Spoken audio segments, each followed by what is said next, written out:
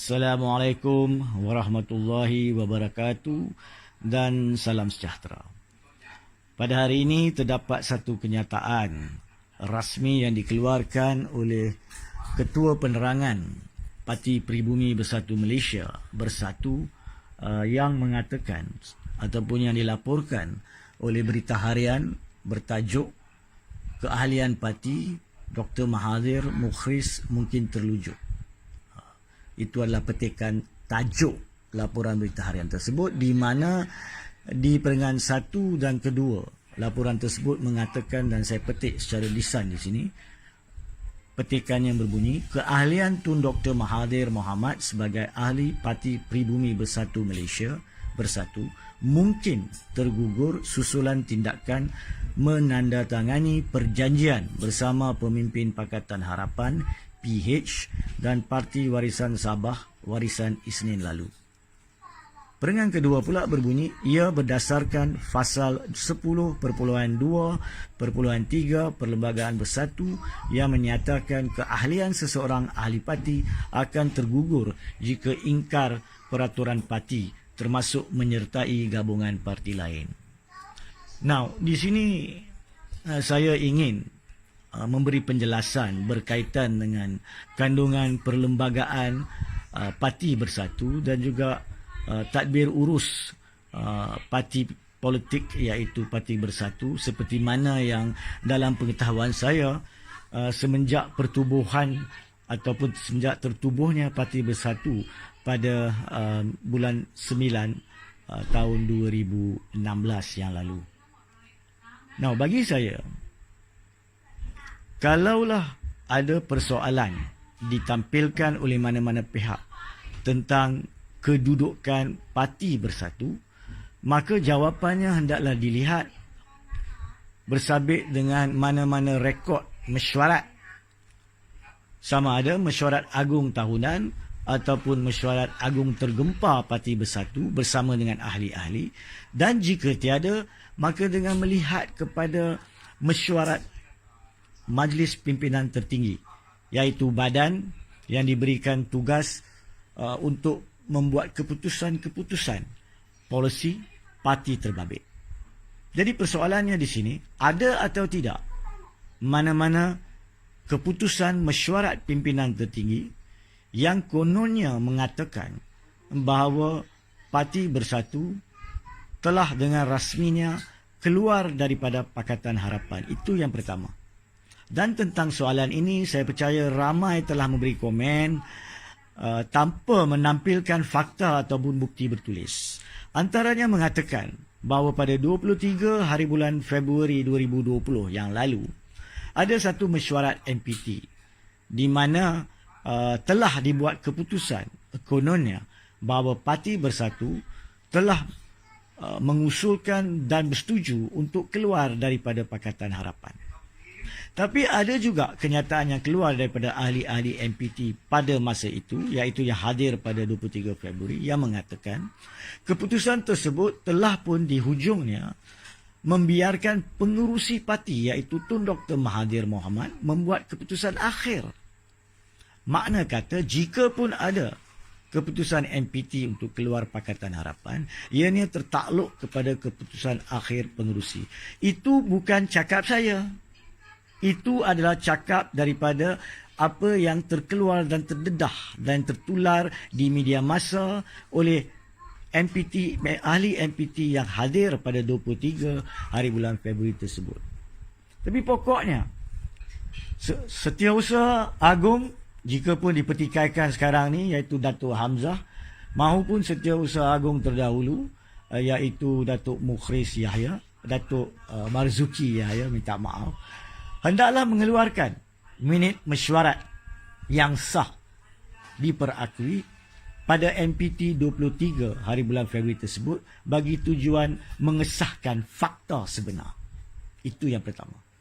Dan yang lebih penting, fakta kedua yang lebih penting adalah, jika pun ada keputusan MPT untuk keluar daripada Pakatan Harapan, maka adakah atau tidak keputusan lanjut untuk bercantum dengan UMNO ataupun PAS ataupun MCA maupun mana-mana parti lain untuk tujuan menubuhkan kerajaan baru.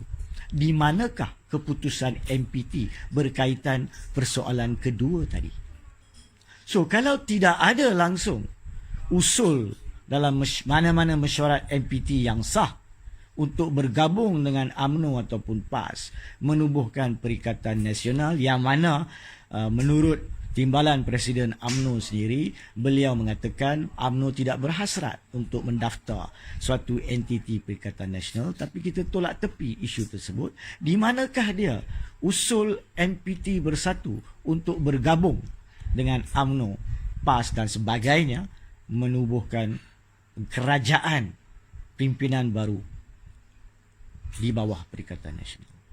Nah, kalau tidak ada keputusan itu, maka persoalan asal atau persoalan awalnya adalah, adakah mereka-mereka daripada Parti Bersatu sekarang ini yang telah bercantum tenaga dan berjabat tangan dengan pihak UMNO dan PAS melakukan kesalahan di bawah pasal 10.2.3 Perlembagaan Bersatu yang dirujuk oleh Datuk Razi Jidin itu sendiri?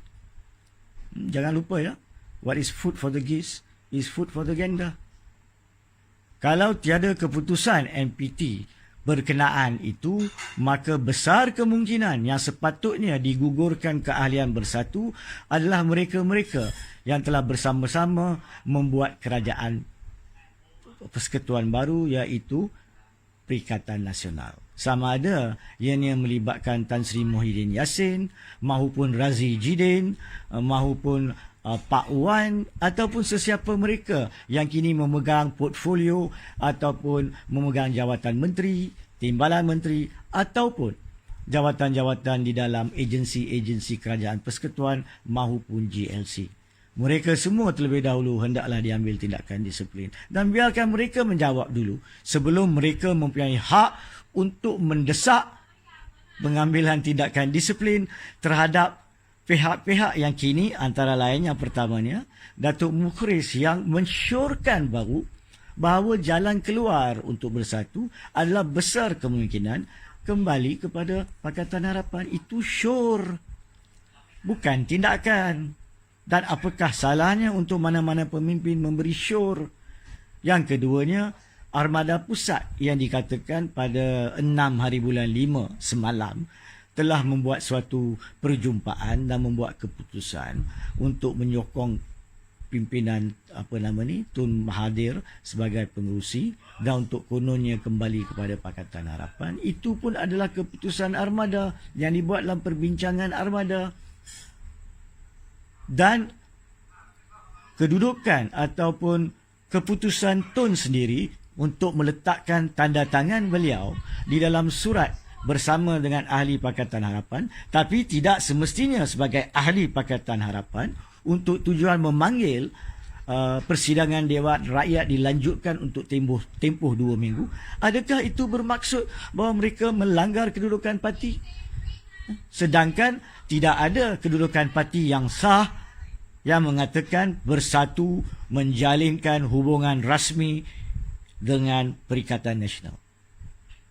Dan jangan kita lupa ya, pada persekitaran bulan Mac, 16 hari bulan Mac 2020, 2 hari sebelum diisytiharkan PKP fasa 1 ataupun 2 hari sebelum dilaksanakan PKP fasa 1, pendaftar pertubuhan ROS telah mengeluarkan suatu kenyataan rasmi mengatakan semua parti politik tidak boleh mengadakan perjumpaan, bersidangan atau mesyuarat sehinggalah 30 Jun jika perlu disebabkan gejala COVID-19. Memanglah menjadi misteri kepada saya bagaimanakah ROS boleh keluarkan kenyataan tersebut sedangkan fasa 1 belum dilaksanakan lagi pada 16 hari bulan baru diumumkan. Terlampau efisien, tapi saya ucap tahniah kepada ROS kerana berlaku efisien dalam perkara tersebut. Walau apa sekalipun, ini bermakna MPT Bersatu tidak mungkin secara praktikalnya dapat bersidang dengan sah selepas 16 Mac sehingga sekarang kerana dilarang oleh ROS. Melainkan selepas, ini nasihat percuma saya berikan kepada semua, melainkan selepas pelonggaran PKP Fasa 5, 1 hari bulan 5 yang diumumkan oleh Tan Sri Muhyiddin Yassin, mungkin ada pihak daripada Parti Bersatu yang telah membuat surat rayuan kepada ROS untuk dikecualikan daripada kenyataan ROS untuk tidak mengadakan mesyuarat dan memohon izin mengadakan mesyuarat MPT yang segar, yang baru. Seperti mana yang kononnya dilakukan oleh UMNO, mesyuarat MPT mereka pada hari Isnin yang lalu, 4 hari bulan Mei. Sama ada ianya mematuhi arahan ROS atau tidak, saya tidak ingin mengambil tahu sebab itu urusan Parti UMNO, tapi pihak-pihak lain boleh bertanyakan soalan tersebut. Adakah Parti UMNO pun telah bersidang dengan kebenaran daripada ROS yang telah menghalang mana-mana mesyuarat sehingga 30 Jun.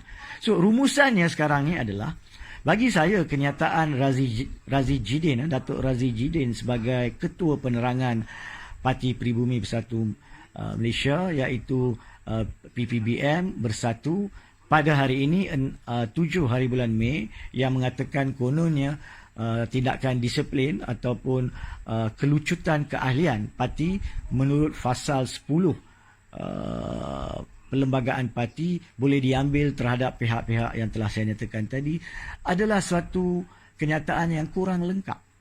Kerana sebelum tindakan even dicadangkan terhadap mereka ini, pihak yang pertama yang patut diambil tindakan kelucutan keahlian di bawah fasa yang sama ataupun perkara yang sama, perkara 10 Perlembagaan Parti Bersatu, adalah pihak-pihak yang telah pun berjabat tangan dan mengadakan hubungan rasmi menubuhkan Perikatan Nasional. Itulah kedudukan sebenar menurut rentetan peristiwa yang telah berlaku setakat ini. Allahu alam, yang benar dan tepat semestinya daripada Allah Subhanahu Wa Taala. Yang khilaf dan yang pincang adalah di atas kelemahan diri saya sendiri. Terima kasih. Assalamualaikum warahmatullahi wabarakatuh.